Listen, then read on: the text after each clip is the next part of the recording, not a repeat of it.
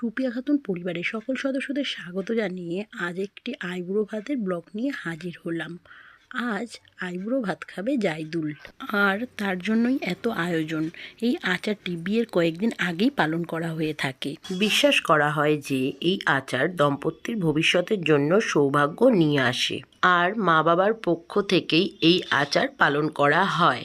এবার আসা যাক আইবুড়ো ভাতের মেনুতে ছিল পোলাও, চিকেন কষা, আলুর দম, রসগোল্লা, কমলা ভোগ, দই, স্যালাড, জলপাইয়ের আচার, পাঁপড়, কোল্ড ড্রিঙ্কস, আইসক্রিম।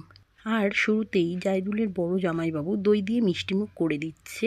তারপর ছিল বড়মার তরফ থেকে জাইদুলের জন্য গিফট। আমরা সবাই বললাম গিফটটা খুলে দেখতে। ও আমাদের দেখালো। গিফটে ছিল জামা আর প্যান্টের পিস, আর ওর খুব পছন্দ হয়েছে। আর দেরি না করে সবাই এবার ভুরি ভোজের দিকে চললাম। আমরা বললাম আইবুড়ো ভাত বলে কথা, আগে একটু ভাত দিয়েই শুরু করতে হবে। তো ও আমাদের আবদার মতো প্রথমে একটু ভাত খেলো। আইবুড়ো ভাত খাওয়ার আগে বা পরে বেশ কিছু নিয়মকানুন পালন করতে হয়, যেমন গায়ে একটু হলুদ দেওয়া, মেহেন্দি পরানো, হাতে লাল কার পরা। তবে আমরা সেই নিয়মকানুন আর মানা হয়নি, কারণ জাইদুল আগে যেখানে নিমন্ত্রণ খেতে গিয়েছিল সেখানে মেহেন্দি লাল কার পরা আগে থেকেই পরিয়ে দিয়েছিল। আর জাইদুল বলছিল আমি যেন ওর গায়ে হলুদ, বিয়ে, বৌভাত 3 দিনই ভিডিও করি। ওর কথা রাখার চেষ্টা করব।